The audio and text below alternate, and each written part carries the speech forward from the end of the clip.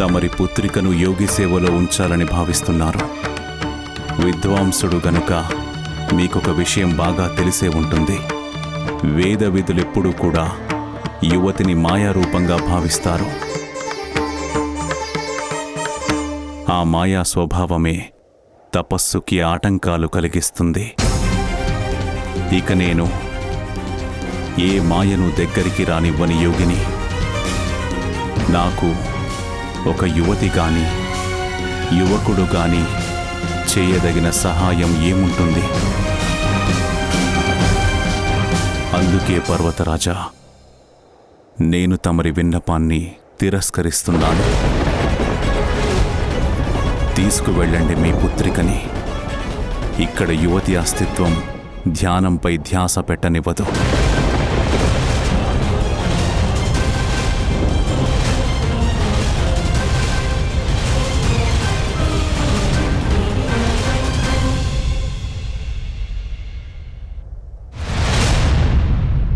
మహాదేవుడు ఎందుకింత పనిచేశారు? హిమవంత మహారాజు దేవర్షుల నారదుల వారి సూచన మేరకే కదా పార్వతీమాతను సేవార్థమై అక్కడికి తీసుకువెళ్లారు. ఒక విధంగా చూస్తే మహాదేవుడు సాక్షాత్తు పార్వతీమాతనే తిరస్కరించినట్టయింది. గణేష, పార్వతీమాత ఆగ్రహావేశాలకు గురై ఉంటారు కదా. నిజానికి మహాదేవుడు వారి తండ్రిని కూడా తన ముందే అవమానించారు. మరి ఏమైంది విప్రవర్య? మాతకు ఆగ్రహం కలిగిందా, లేక శాంతంగానే పరిస్థితిని చక్కదిద్దారా? మహాయోగీశ్వర, నాన్నగారు, ఆగ్రహించకుండా పరిస్థితిని గ్రహించే ప్రయత్నం చేశారు మాత. అందుకే ఆయన కూడా వినయ విధేయతలను ప్రదర్శించారు.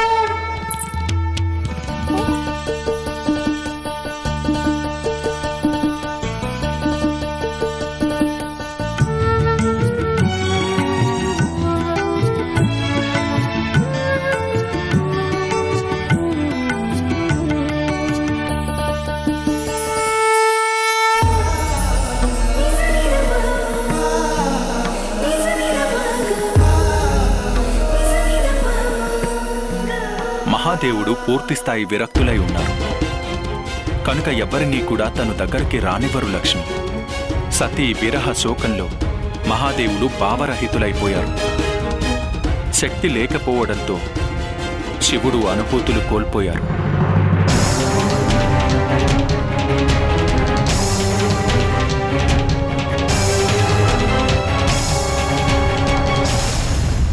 మహాదేవుడు కళ్ళు మూసుకుని ఉండవచ్చు, కానీ వారు గనక పార్వతీదేవి స్వరం విన్నారంటే ఆ స్వరాన్ని గుర్తించి తప్పకుండా ప్రతిస్పందించగలరు.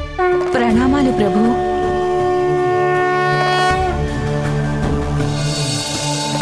ప్రణామాలు ప్రభు.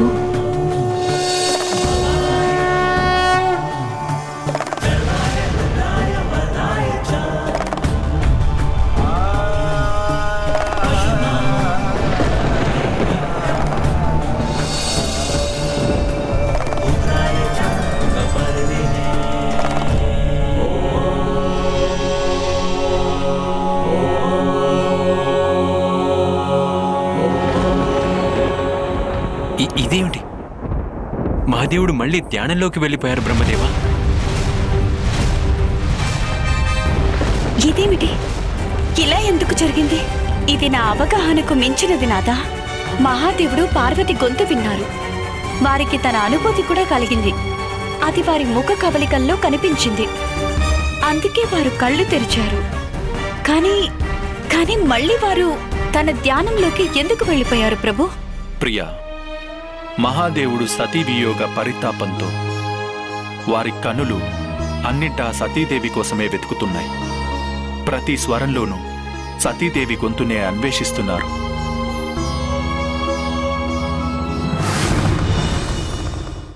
వారు పార్వతీదేవి స్వరం విన్నాక వారు తన కనులను తెరిచారు కూడా. కానీ వారు సోదరి పార్వతిలో సతిని కనుగొనలేకపోయారు. వారికి ధ్యానావస్థలో కనిపించింది ఒక స్త్రీ రూపం మాత్రమే. తను సతీదేవి కాదు, ఒక అపరిచితురాలు అంతే. పార్వతీదేవి కూడా మహాదేవుణ్ణి చూడలేదు. తన మానాభిమానాలను నిలబెట్టుకుంటూ తన దృష్టిని కేవలం మహాదేవుడి పాదాలపైనే కేంద్రీకరించి ఉన్నారు.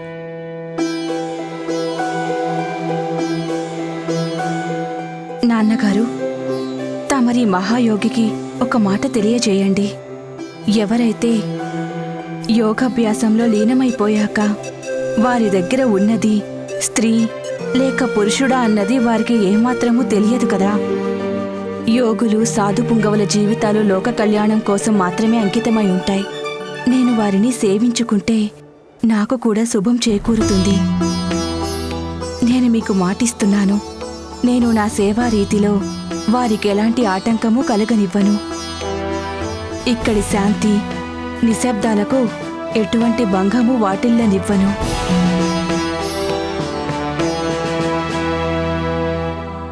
మహాయోగీశ్వర, మా పుత్రికకు తమరిని సేవించడానికి అనుమతినిచ్చి మమ్మల్ని తరింపచేయండి.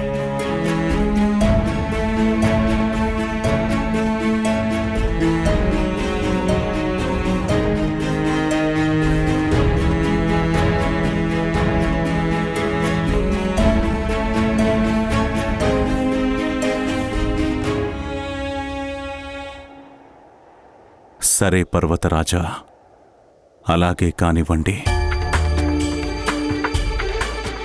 పర్వతరాజా, నేను తమరి పుత్రిక నన్ను సేవించడానికి అంగీకరిస్తున్నాను.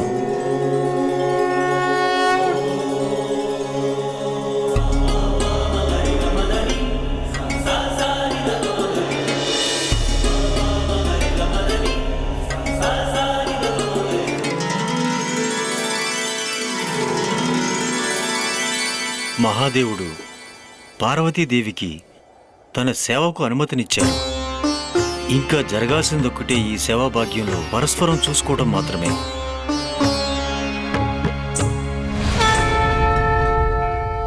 ఈ విధంగా మాతా పార్వతీదేవికి మహాదేవుణ్ణి సేవించడానికి అనుమతి లభించింది.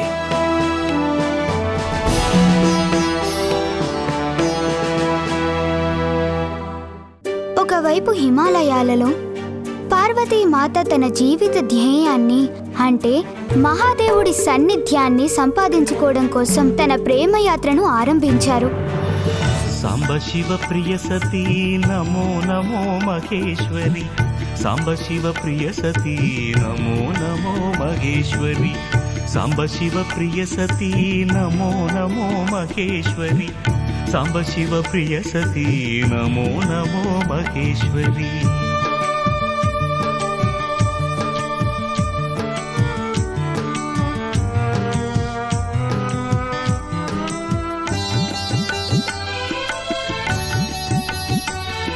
అసురాధముడైన అట్టాసురుడు తన లక్ష్యాన్ని నెరవేర్చుకోవడానికి సిద్ధమయ్యాడు.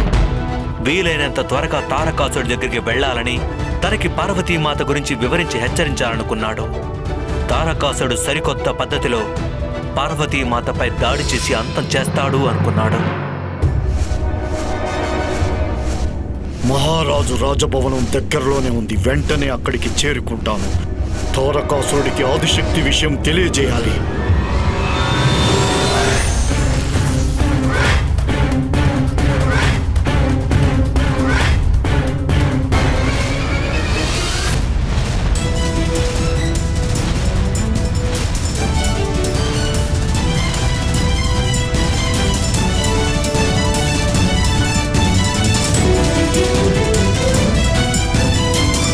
మహారాజా, మహారాజా, మహారాజా, మహారాజా తారకాసురుడిని కలవాలి. వారికి ఒక ముఖ్యమైన విషయం చెప్పాలి. అడ్డు తొలగండి, తొలగండి. ఆగో, నీలాంటి వాళ్ళకి లోపలికి వెళ్ళడానికి అనుమతి లేదు. దయచేసి నన్ను లోపలికి వెళ్ళనివ్వండి. అట్టాసురుడిని నేను. మాకేమైనా మధ్య భ్రమించింది అనుకుంటున్నావా? అట్టాసురుడు మరణించి 16 సంవత్సరాలు గడిచిపోయింది. హిమవంతుడి రాజభవనానికి వెళ్ళిన అట్టాసురుడు అక్కడే అంతమైపోయాడు. అట్టాసురుడు లేడు. బహుశా నువ్వైనా ప్రేతాత్మమై ఉంటావు కదూ. మీ వెటకారాలు చాలించి నా దారికి అడ్డుతొలగండి. దౌర్జన్యానికి దిగద్దు ఇప్పుడు. పోతలకి. మహారాజు దగ్గరికి నేను ఎలాగైనా వెళ్ళాలి. మహాదేవుడిని ఒక అద్భుత యోగిగా గుర్తించిన పార్వతీమాత వారిని సేవించుకోవడానికే వచ్చారు. కానీ మహాదేవుడు పార్వతీ మాతలు ఇంకా ఒకరినొకరు చూసుకోనే లేదు. కదిలిన పదమిదీశా శివని వేదనగా వని వేదనగా పలికెను పదము పరేశా. ఎందుకో ఈ ధ్యాన ముద్రను చూస్తుంటే నాకు బాగా పరిచయం ఉన్నట్లు అనిపిస్తోంది. గతంలో జరిగిందేదో పునరావృతం అవుతున్నట్లుంది. నేను మాటిచ్చాను వారికి ధ్యాన భంగం చెయ్యనని, కనుక వారిని అడగకూడదు.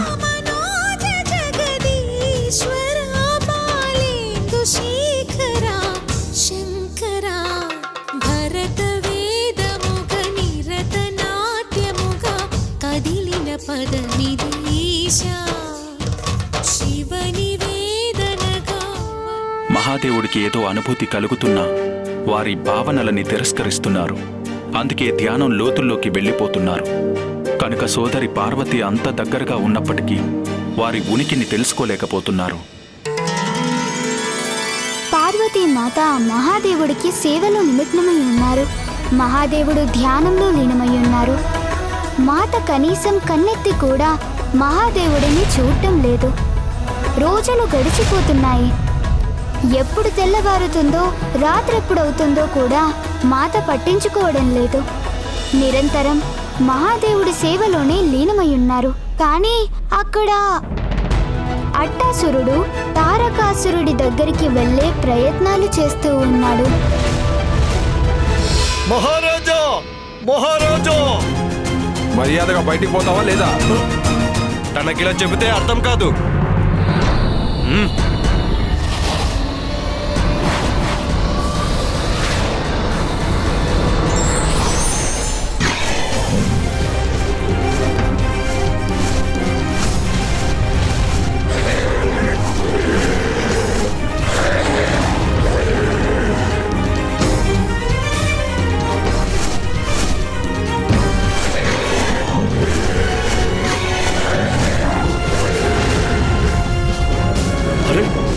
ఏదో గండ పేరుండ లాంటి పక్షి నేరుగా తారకాసుర మహారాజు గది వైపే వస్తుంది. దానిని అడ్డుకోవాలి.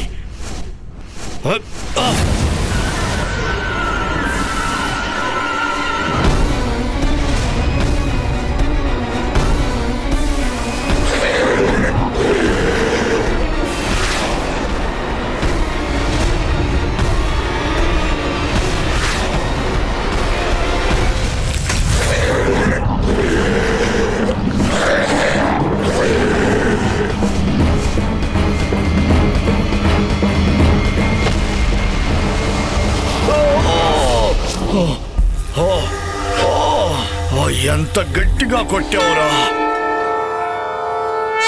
అక్కడ అట్టాసురుడు తారకాసురుడిని కలవలేకపోతున్నాడు. ఇక్కడ మహాదేవుడు పార్వతీ మాత కనీసం చూసుకోను కూడా లేదు. ఇదే విధంగా రోజులన్నీ వేగంగా గడిచిపోతూ ఉన్నాయి. దేవతల యొక్క అసంతృప్తి పెరిగిపోతూ వస్తుంది. నానాటికి వారంతా శక్తిహీనులైపోతూ ఉన్నారు. దేవతలు శక్తిహీనులవుతున్నారా? అవును, ఎందుకంటే తారకాసురుడు యజ్ఞాలలో ఓం తారకాసురాయ నమః అనే మంత్రోచ్చారణ మాత్రమే జరగాలని శాసించాడు. అందువల్ల యజ్ఞాలలో తన పేరుతోనే హవిస్సులివ్వడం జరుగుతోంది. అంటే యజ్ఞాలలో ఇచ్చేటువంటి ఆహుతుల శక్తులు దేవతలకు చేరకుండా తారకాసురుడి శరీరంలోకి చేరుకొని శక్తివంతుడిగా మార్చేస్తున్నాయనేగా? అవును, అందుకే పరిస్థితులు చేయి దాటిపోయేలోగా మాత మహాదేవుడిని దర్శించుకోవాలి. దేవతలకి కూడా అర్థమైంది. నిస్సహాయులైన దేవతలు బ్రహ్మదేవుడికి మొరపెట్టుకోవడం కోసమై బ్రహ్మలోకానికి వెళ్లారు. కానీ అక్కడ బ్రహ్మదేవుడు కూడా ఏం చేయాలో పాలుపోని పరిస్థితుల్లో ఉన్నాడు. అందుకే దేవేంద్రుడు తను ఏదో విధంగా ఆదిశక్తిని మహాదేవుడిని దగ్గర చేయటానికి ఏదో ఒకటి ఉపాయం ఆలోచించుకున్నారు. దేవతలారా, మనకొక మంచి ఉపాయం కావాలి. అది మన దేవతలే ఆలోచించాలి. మనమందరం కలిస్తే ఆ పని చాలా సులువుగా చేయగలం.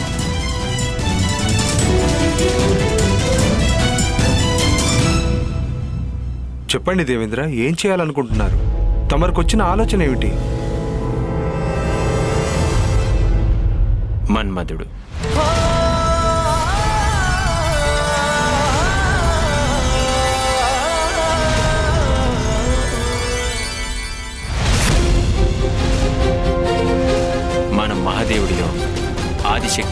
ఆకర్షణ కలిగేలా చేయడమే ఏకైక ఉపాయం.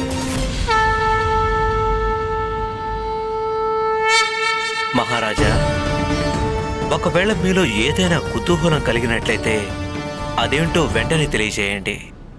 దేవేంద్రుడి పథకం ప్రకారం మన్మధుడికి ఆవాహన పలకడం తగిన పని అంటారా? అవును విప్రవర్యులారా, అక్కడ మాతా మహాదేవుడి సేవలో నిమగ్నమై ఉన్నారు కనుక ఎప్పుడో ఒకప్పుడు పరిస్థితి దానంతట అదే రాక తప్పదు. బ్రాహ్మణోత్తమ, మహాదేవుడు కళ్ళు తెరిస్తే వారి దృష్టి పార్వతీమాతపై పడుతుంది. పర్వతరాజ్ హిమవంతుడి కుటుంబంలో మాతా శైలపుత్రి రూపంలో ఆదిశక్తి జన్మించేంత వరకు దేవతలు ఎంతో సహనంతో నిరీక్షించారు కదా విప్రవర్య. ఇది కూడా శివలీలే కదా. సాక్షాత్తు మహాదేవుడు హిమాలయాల్లోని ఆ గుహలో సమాధి స్థితిలో ఉన్నారు అంటే ఇదంతా కూడా కాల నిర్ణయం ప్రకారమే జరుగుతున్నట్లనిపిస్తోంది విప్రవర్య. బహుశా సమయం దగ్గరకొచ్చి ఉండొచ్చు. మధ్యలో దేవేంద్రుడు అంత ఆవేశపడాల్సిన అవసరం ఏమొచ్చింది? మాతా మహారాజా, ఇదే కదా పరీక్ష అంటే. పరిస్థితులు అనుకూలంగా ఉన్నప్పుడు ధర్మపీఠంపై స్థిరంగా ఉండటం సులభమే గాని పరమేశ్వరుడి పట్ల శ్రద్ధ, భక్తి లాంటి పరీక్షలు సంకట సమయంలోనే ఎదురవుతాయి. దేవేంద్రుడి యొక్క సహనానికి ఇది పరీక్ష. అక్కడ విష్ణుమూర్తికి బ్రహ్మదేవులకు అచంచలమైన నమ్మకం ఉంది. ఈ సమస్యకు దివ్య లీలా విలాసమే పరిష్కారమని వారి ఉద్దేశం. కానీ దేవేంద్రుడి తొందరపాటు అందరికీ తెలిసిందే కదా. ఇప్పుడు దానికి అసలు పరీక్ష. ఎప్పటిలాగే విఫలం అయ్యారు. మన్మధుడా, వాయుదేవ, కొంత తగ్గించి మాట్లాడండి. అవును, మన్మధుడే మనకు సహాయం చేయగలడు. అదే మనకున్న ఏకైక మార్గం. అది నిజమే. తమరి పథకమేంటి? వాయుదేవ, మహాదేవుడు భావరహితంగా ఉన్నారు. వారు ఇప్పుడు అన్నిటిపై విరక్తితో ఉన్నారు. దేని మీద ఎటువంటి ఆసక్తి అస్సలు లేదు. వాయుదేవ, వారిలోని విరక్తిని దూరం చేయడం కోసం ఆసక్తిని రేకెత్తించాల్సిన అవసరం ఉంది. అందుకని మహాదేవుడిలో ఆసక్తి అనే భావన కలిగించాలంటే ఆయన హృదయంలో మోహానురాగాలు, ప్రేమోద్రేకాలు జాగృతం చేయాలి. అప్పుడు వారు పార్వతీమాత పట్ల ఆకర్షితులు కాగలరు. అందరిలో ప్రేమోద్రేకం కలిగించడమే మన్మధుడి కర్తవ్యమే కదా. దేవేంద్ర, మనం ఇంత గుప్తంగా చర్చించుకోవాల్సిన అవసరం ఏముంది? బ్రహ్మదేవుడు అక్కడే ఉన్నారు. మనం వారితో కూడా చర్చించడం మంచిది. ఎందుకంటే అగ్నిదేవ, అసలు బ్రహ్మదేవుడు మన పథకానికి అనుమతించే అవకాశమే లేదు. ఇంద్రదేవ, బ్రహ్మదేవుడు అనుమతించని పని ఎందుకు చేయాలి? వాయుదేవా, ముందు మనం ఆకలి గురించి ఆలోచించుకోవాలి. ఎందుకంటే తారకాసురుడు మిమ్మల్నే కాదు, ఇక్కడున్న వాళ్ళందరినీ తను ప్రభావితం చేస్తున్నాడు. తను ఆఫీసులే కాకుండా మనకు దక్కాల్సినవన్నీ కూడా తను లాగేసుకుంటున్నాడు. ఇప్పుడు మీరే అందరూ ఆలోచించండి. మన ఇలా చిక్కి శల్యమైపోవడం మంచిదేనా? అందుకు నా దగ్గర ఒక ఉపాయం ఉంది. చెప్పండి దేవతలారా, అది అమలు చేద్దామా లేక వదిలేద్దామా? అమలు చేద్దాం దేవేంద్ర. మీరు చెప్పినట్టుగానే చేద్దాం.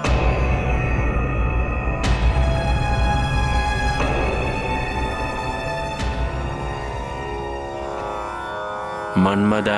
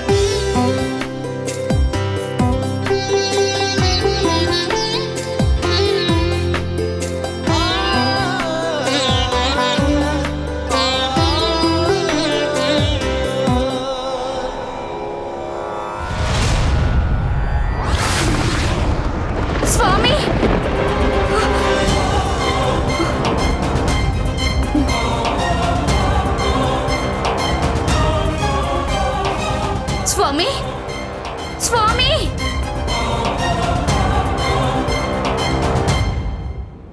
స్వామి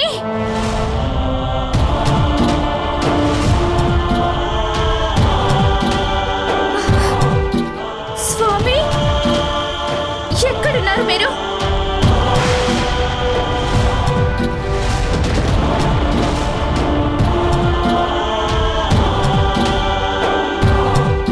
స్వామి ఎక్కడని వెతకాలి మిమ్మల్ని? స్వామి ఎదుటివారికి తన మనసులోని మాటను స్పష్టంగా చెప్పగలిగితే ఎంత కఠిన పరిస్థితులనైనా సులభంగా అధిగమించవచ్చు.